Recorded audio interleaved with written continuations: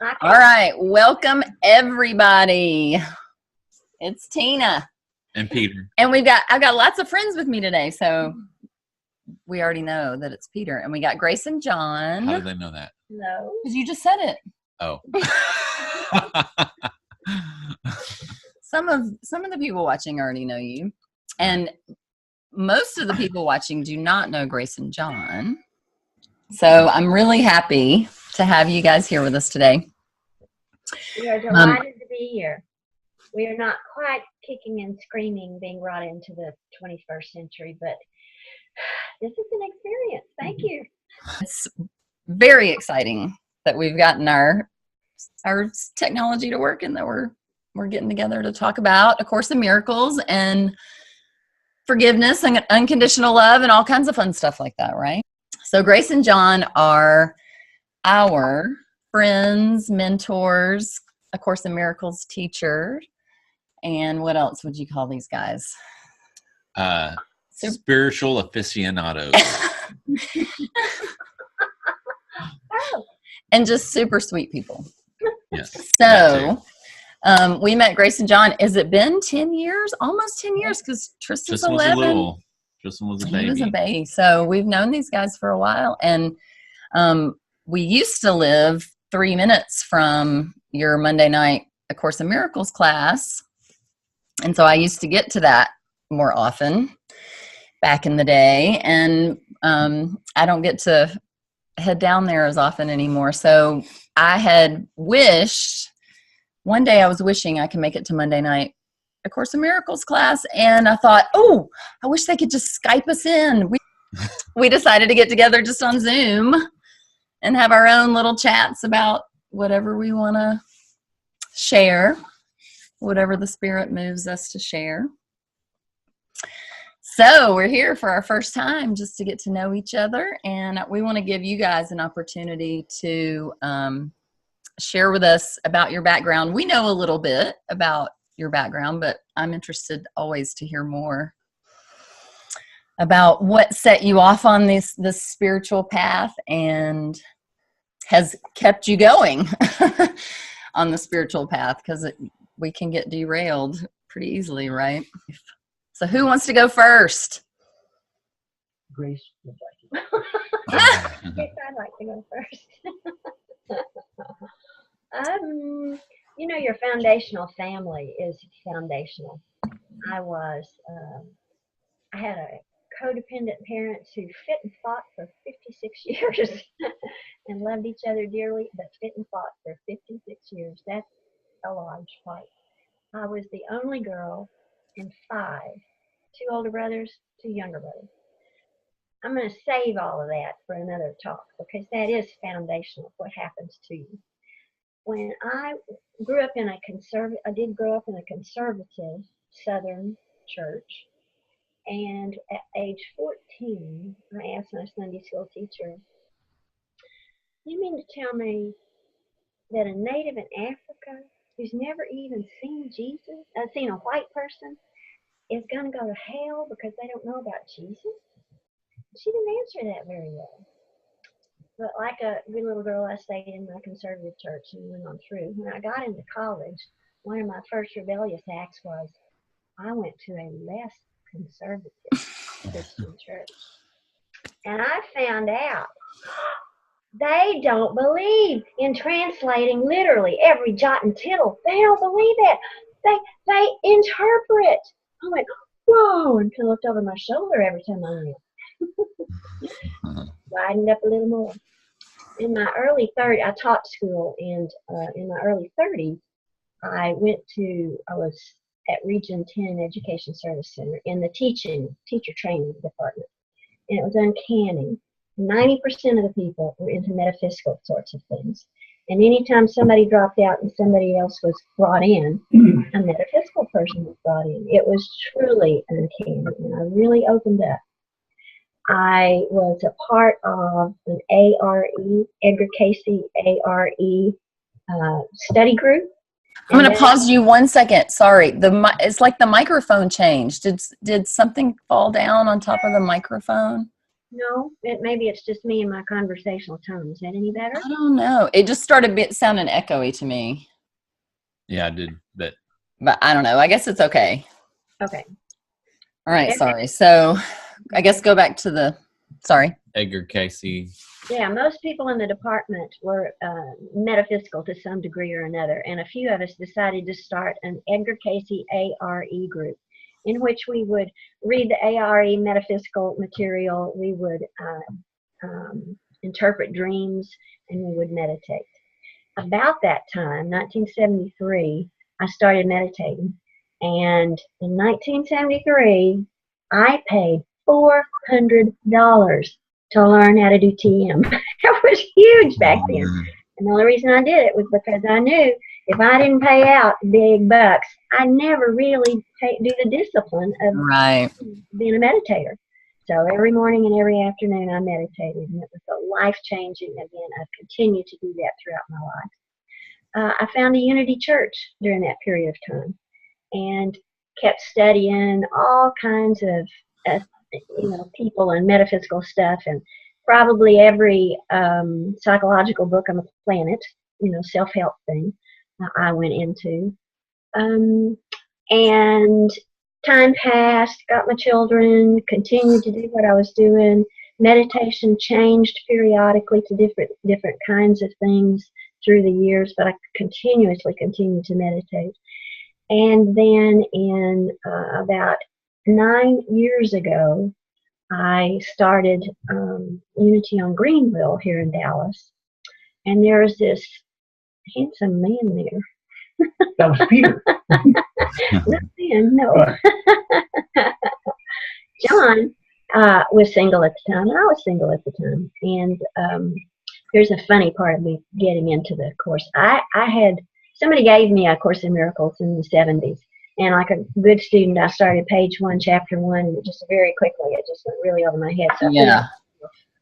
35 years or so, put it on the shelf. And then 9 years ago, John started his Course in Miracles group. And I was a little interested in it, but I'm afraid because I'm a teacher trainer, I'm also a workshop elitist. And I did not want to start in his course if it was going to be boring and dull and awful. I mean, I was kind of interested in him, just as a person. So I didn't want to join in and have to leave because he was horrible.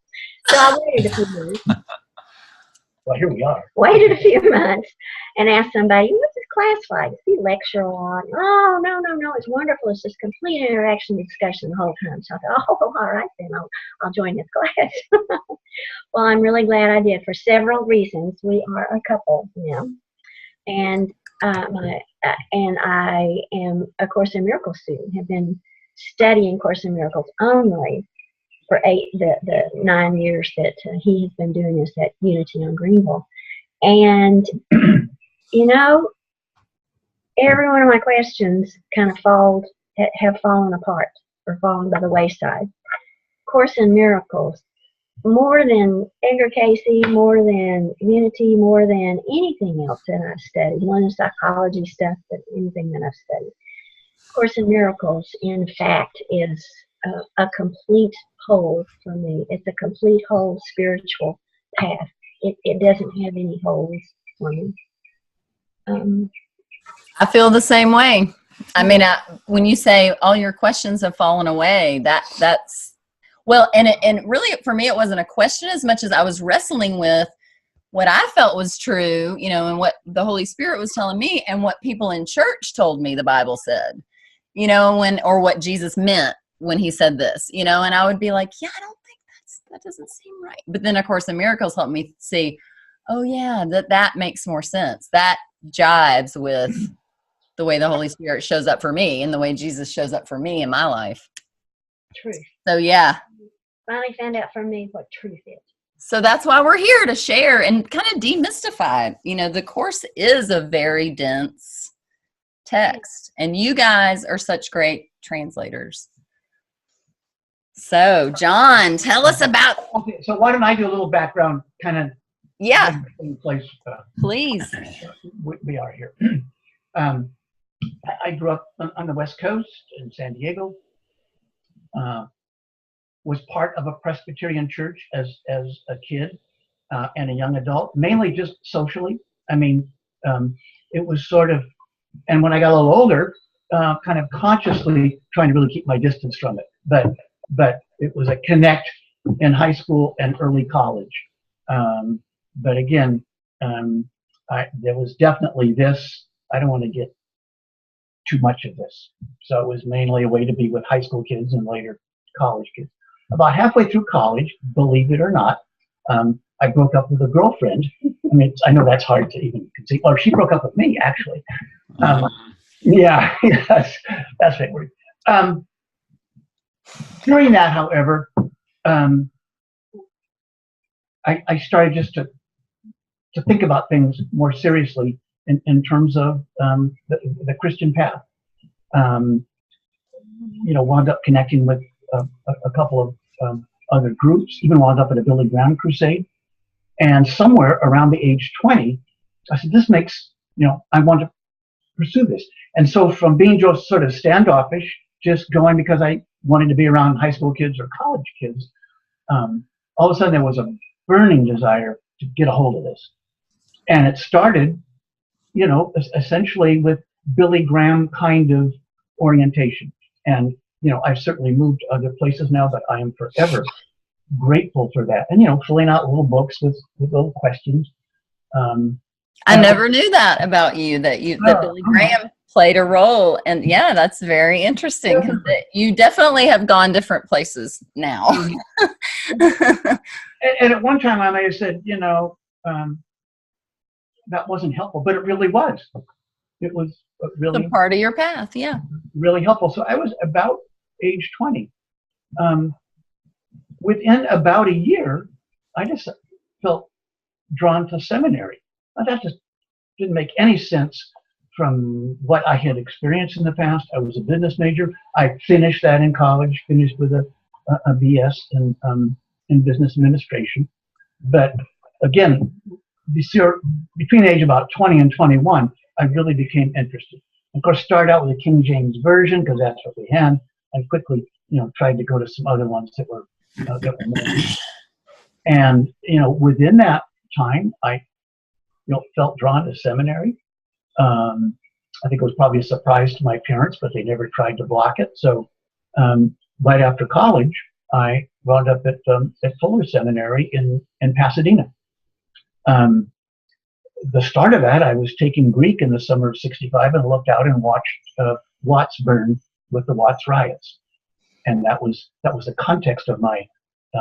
I was going to ask what year. Yeah. Theology, and of course, that was the Cultural Revolution in China. It was Vatican II. It was Beatles. It was Vietnam. That was the framework of that education. Little did I know that 20 years later I'd be working down in Watts in the correctional business, which is kind of another part of the story. Just to move it along, eventually became ordained in the Presbyterian Church after attending another seminary, Princeton Seminary, for a while, and was ordained in the Presbyterian Church.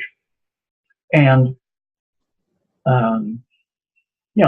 after about 4 years, it became evident that was not going to be my path for the mainline church. Leaving that was extremely painful. It was very hard on our family. At the point, left with a young family with a baby and a 3-year-old, and that was a very hard experience. So spent several years in the insurance business. So 4 years you worked as a minister? 4 years as an ordained Presbyterian minister. And like associate minister, I guess, would be. Yeah, associate pastor. And it just kind of became evident that, it wasn't going to be a fit. It wasn't going to be a fit. And moving out of that was really difficult. And actually, hard on the family and hard on me. And I tried twice to get back into that, and it just didn't work. So within 2 or 3 years, I actually turned back the ordination in the Presbyterian Church. So that was in 1975. I didn't pick up the course in miracles until 1991. So there was about a 16-year period of just looking at a lot of other things. Tried to connect with some churches. A lot of that time never really going to church at all. Did wind up connecting with two things. One, kind of joined a cult, and very interesting. There was some really pure. It was called the Church Universal and Triumphant. Had some very pure, deep teachings. And sometimes power just gets lopsided. And I think that the person who was channeling this had been really gifted and sort of dropped off the edge.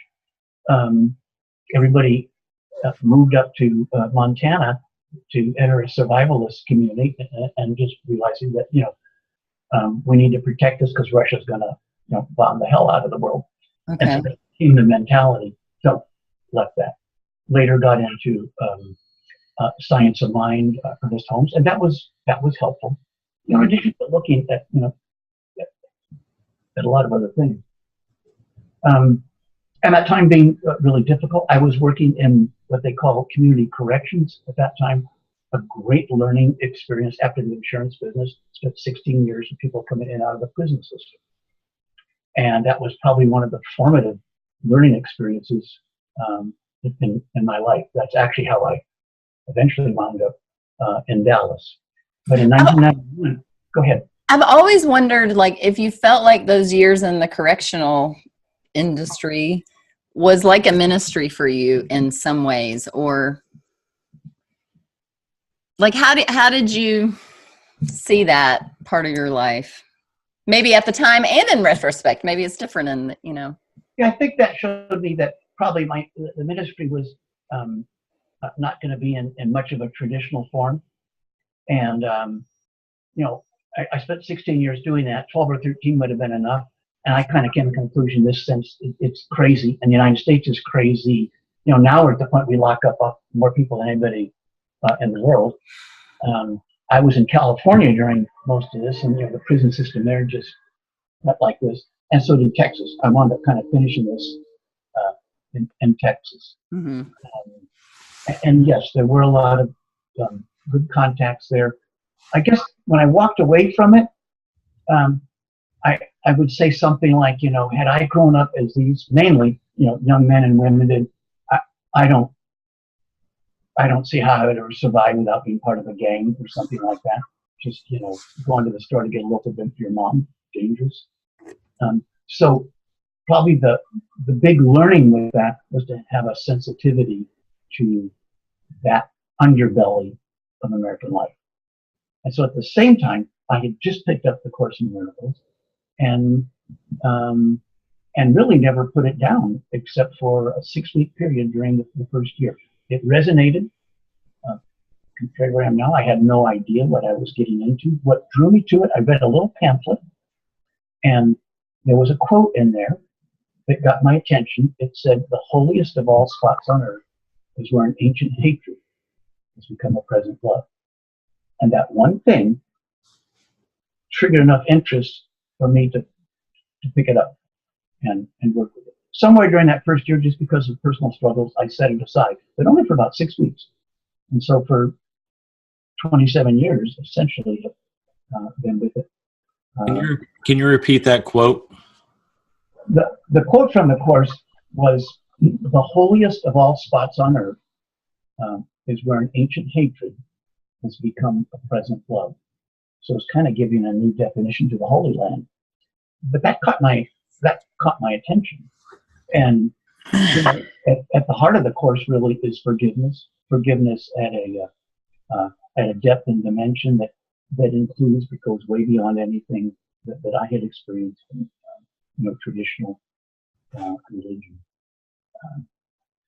It's very interesting. While I've been working with this, then I spent another almost 22 years working with homeless people until about a year ago.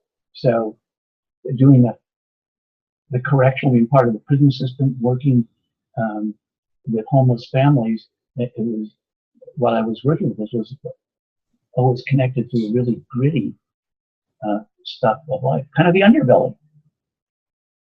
Either with the prison system. The struggle, that's where all, like, so much struggle is just, yeah.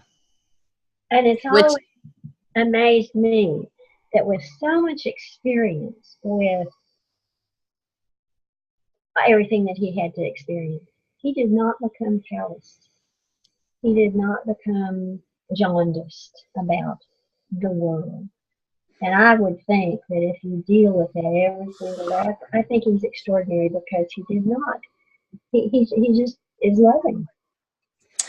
And I know plenty of people, you know, kind of your age, that generation that did work with maybe that kind of population that it do have that, you know, jaded,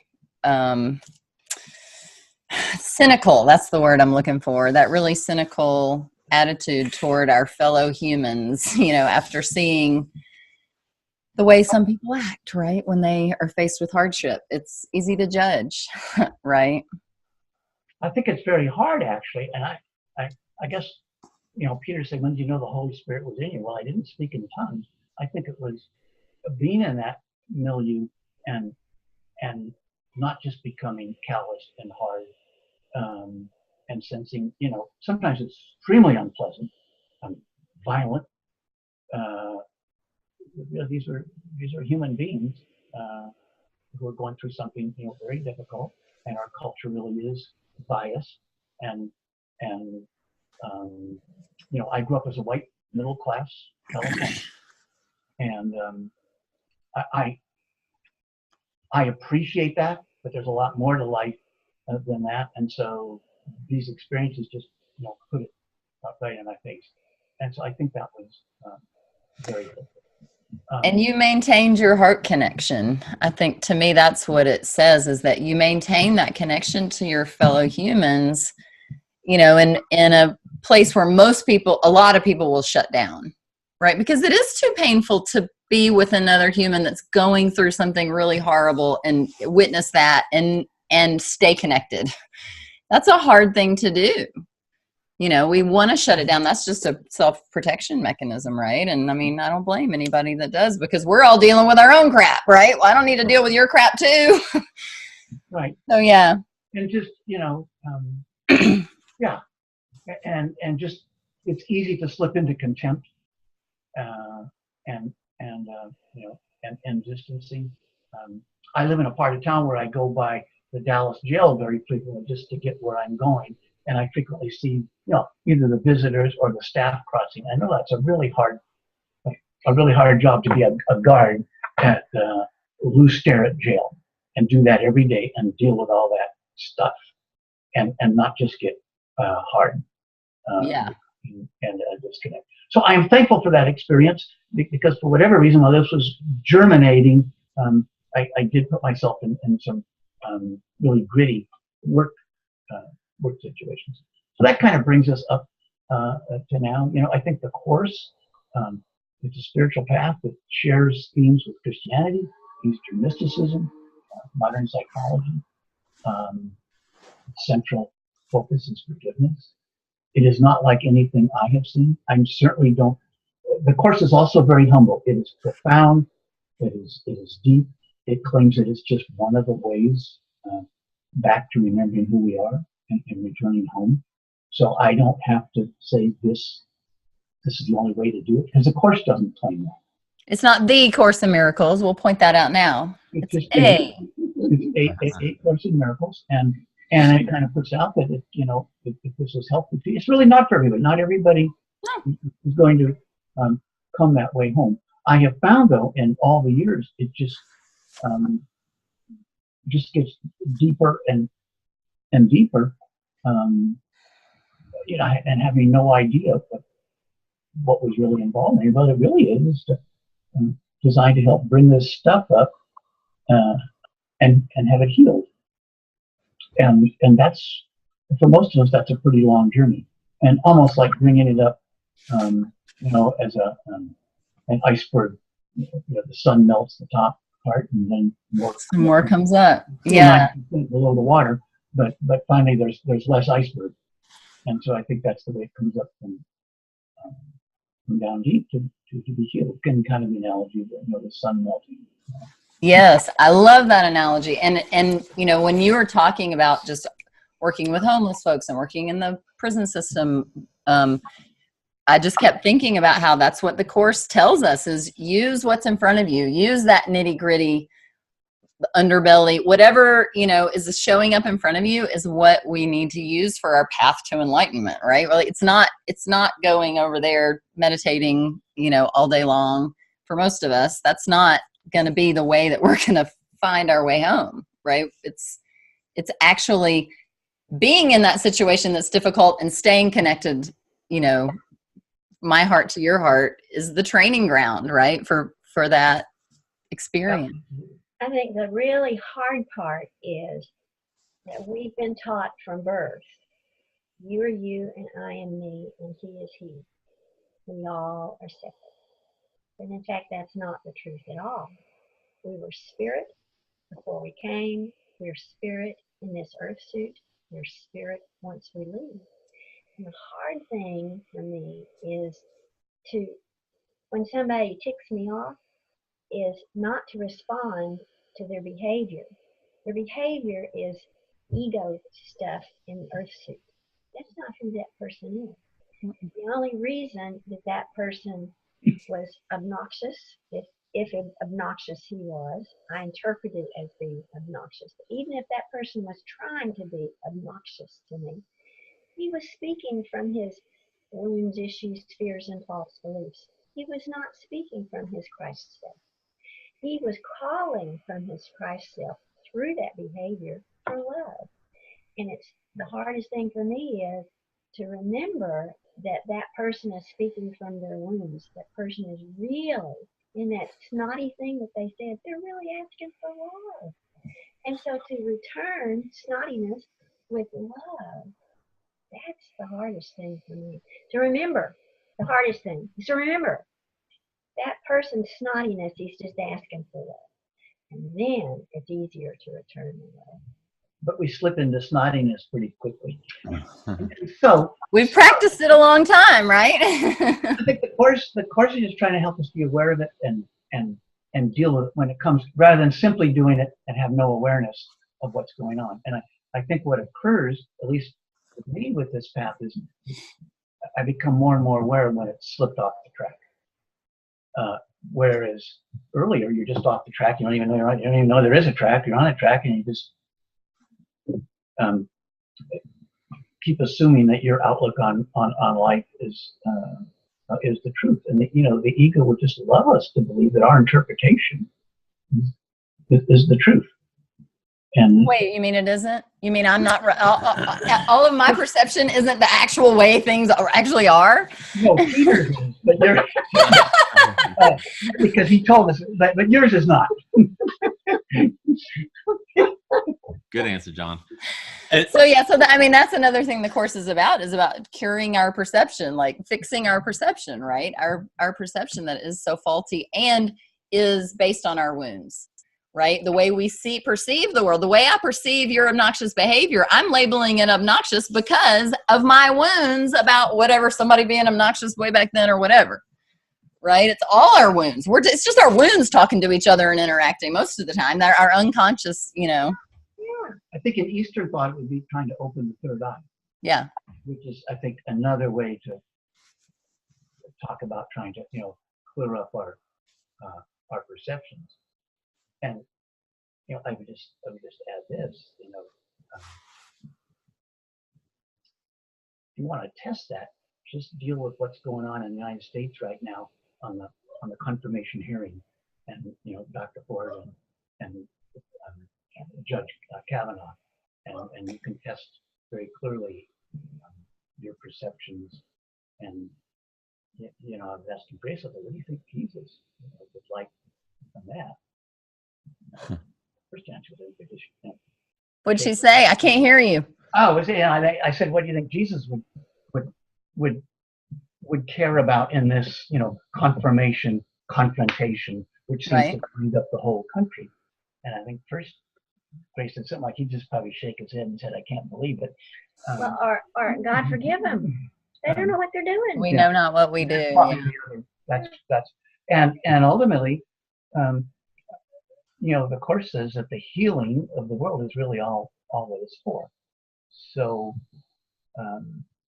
it's so easy to get caught in this. I have been trying to send peaceful thoughts both to Judge Kavanaugh and and Dr. Ford, for the last week or so, it's certainly easy to jump off the rail and essentially want to see one of them destroyed, which is Depending on your perception, right? That's yeah. So it gets back to what am I choosing to see?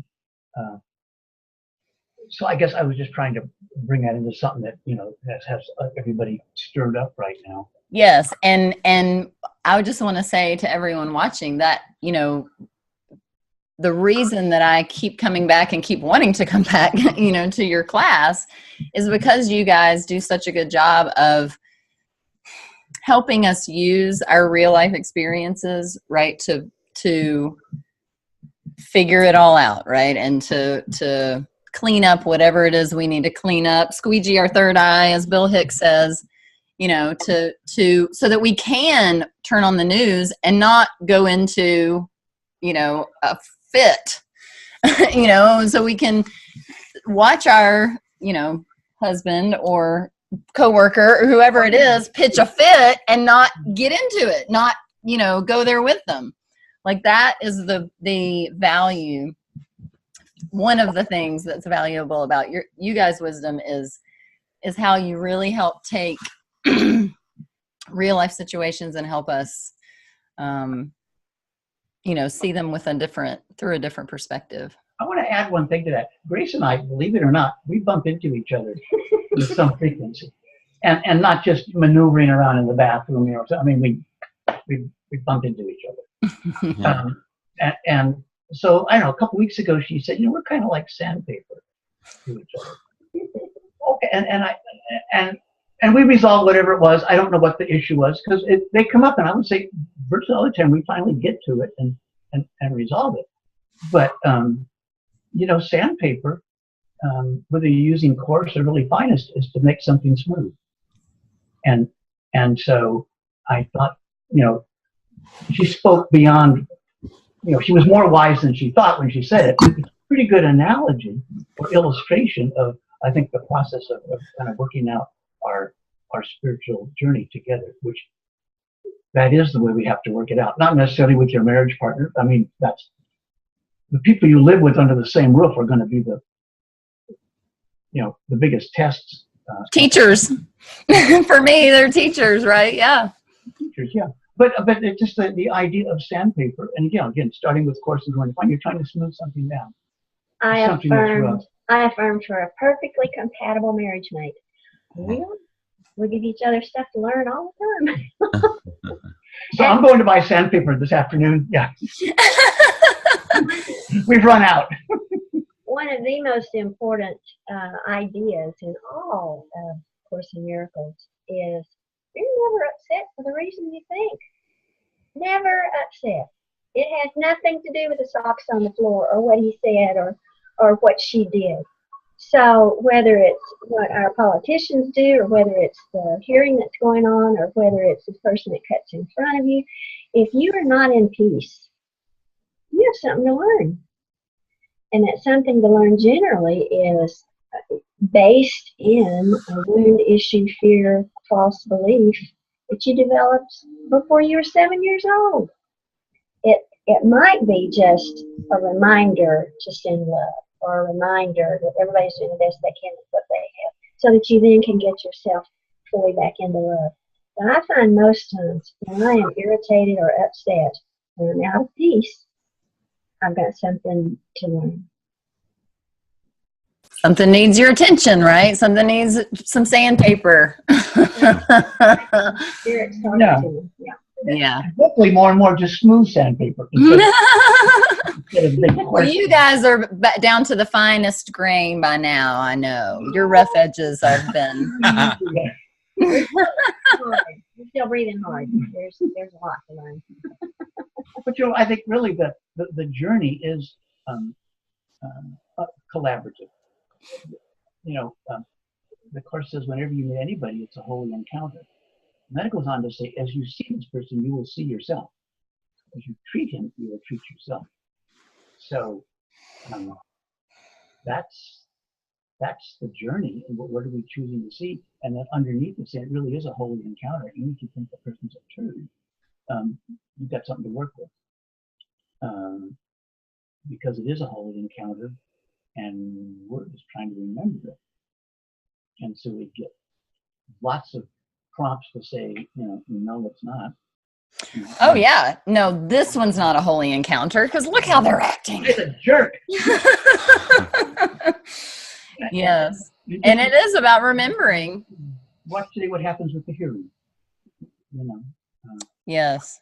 We've both chosen. I have chosen not to engage in any news today. I will later, but I'm just step back from that. Yeah, just let them do their thing, and then we'll just see what happens. Yeah, and breathe while we. Oh. Just one thing I would add to this that the Course says we really can't remember God in secret and alone. And so to remember God is to remember that we're not alone and that we're willing, to remember that. So, the journey is a together journey, which is very different than it's all about me and Jesus. Right. In some way, there's a falsity to that. You might say it's about Christ in us, or the Christ within all of us, and we are all in this together. Yes, I always say we're not made to do it alone. Yeah. Which includes the people that I like and the people I don't really like, and everybody in between. Absolutely. And that's been a hard lesson for me to learn as well, because I've always been such an individualist, or just been like, I always want to do it on my own, and don't want to have to rely on somebody else. But so yeah, it's kind of sucks to have to rely on other people sometimes, right? People are unreliable. So Well, it depends on what you mean. and we're all people. well, what I mean is having a relationship. He wants to do all his spiritual stuff alone, right? He wants to do, whether it's business, spiritual journey, whatever he's trying to do, he's got a goal and he's like, okay, I'm going to go do it. And he forgets that we're not made to do it alone, and that the support of all the people around him, right, are just as much a part of his success as, the person who's doing the stuff. Well, before we pressed record, we started talking about how there's a reason that we find mates. Let's go back. And let's circle back. Co-creative. Yeah, let's circle partners. back around to the introduction. And can you tell us a little bit more about y'all's journey together and what brought you to start this ministry together as a team, as a couple? You talked about your individual journeys and about meeting and getting together, but what's y'all's, since you all have been a couple and been, married and living together and ministering together, what's that journey been like for you? It was so natural. It just, how God plans your life for you. It was, I quit working and was retired, completely retired. And, I don't want to sit down on my hands. What are we going to do? And John had been doing the study groups on Monday night. And so and I had been becoming more and more involved in A Course in Miracles. So we wanted to do more with A Course in Miracles. It's been so valuable to us. We wanted to do more with Course in Miracles. So we thought, we'll just form a business of our own, and we'll do Course in Miracles, and maybe we could do all day long things and call them and call them retreats. And then a few months later, someone at the Unity Church asked us if we would co-sponsor, and as it evolved, we are sponsors with Unity called a healing circle that's on Saturdays, and mostly it's based in Course in Miracles. So there's other truth, spiritual truths in there as well. And now we're doing this. It just, it just has happened. Is that pretty well an explanation? Yeah. Well, one other thing that we kicked in, in the last year or so, a couple came to us at church and said, our marriage is crappy, and we're ready to go this way. You want to meet? Separate. I didn't see your other finger. This way. The other one's going that way. Okay, I'll be your other there. So, just to make a long story short, we met with each one individually, and we met with them together, and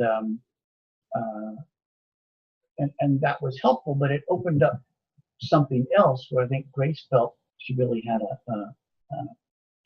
an innate ability and calling there, and they did split. I mean, because it was this one of the partners had already decided. So I mean, we're gone. We're out. You were just helping them with the transition. Yeah, but she's still involved with them. Let me make a correction now. Grace didn't think she had an innate ability. No, she learned. As a matter of fact, we met with person A, and there was the both of us, and there was a space in the conversation, and I was thinking, holy caramba, what are we supposed to say now? Somebody better ask something. Somebody better say something. And John said something, and the conversation went on and went through. We met with person B. Exactly the same thing happened. Space. Oh my gosh, somebody needs help. John says something or asks a question, and it goes on. So after we met with person A and B, I said, okay, John, I learned one thing from these two little sessions. I can't do this alone. There's no way I can do this by myself. You know, there's just in this space, and you ask the question. So the only way you can do it is as a team, okay? So I said, all right, fine. So then we had session 3 with both person A and person B, and we said, okay, the summation of that. Where should we proceed with this? We both want individual counseling with Grace. And I went, Holy Spirit, you know what you're doing? And it's the next part of the funny story. Every time I go into counseling, because I've been to therapy 4 different times throughout my 74 years.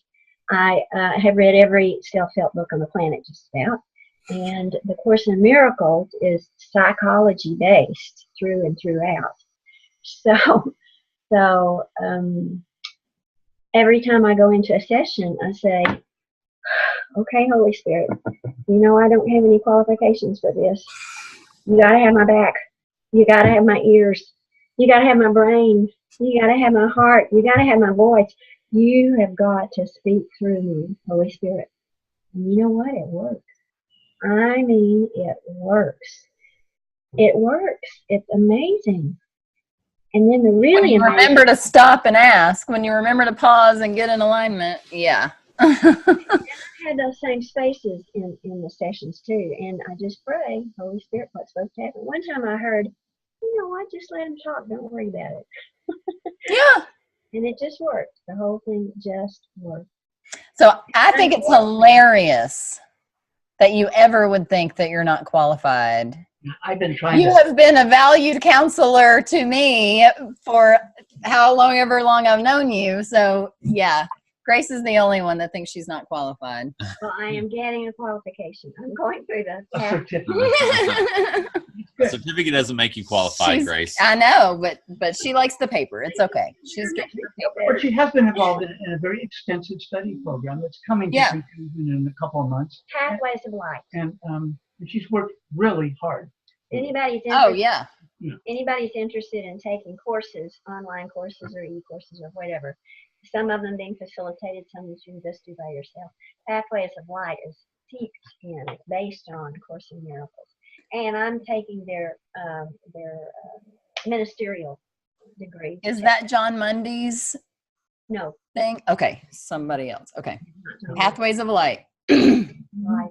Cool. I bet that's been a really interesting process. I mean, I have considered, since I was in college, I considered going to seminary, and mostly I just think it would be fun to have that time and space to read and think and, explore the texts and all the interesting, it's very interesting to me. So I can't wait to hear all the things you've learned. In this ministerial course, there are 4 steps, and the first 3 are just cleaning out who you think you are. It's just been amazing. And then in the 4th step, there's a counseling component. So I will be fully qualified. Well, to do spiritual counseling, so she won't pretend she's a psychiatrist or a Oh, psychologist. No, You know, it is what it is, but it'll be perfectly. very valuable. Spirit leads you to all kinds of things, and especially if you're listening, it's easy. Amen. That's the truth.